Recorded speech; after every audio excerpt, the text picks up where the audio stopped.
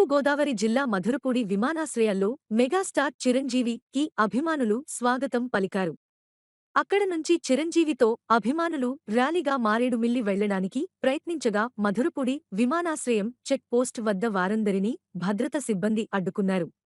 Chiranjeevi convoy మాత్రమే మారేడు మళ్లీ వెళ్లడానికి అనుమతి ఇచ్చారు.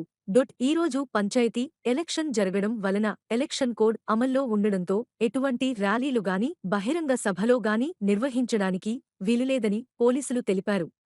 చిరంజీవి మాత్రమే వెళ్లడానికి పోలీసులు అనుమతి ఇచ్చారు.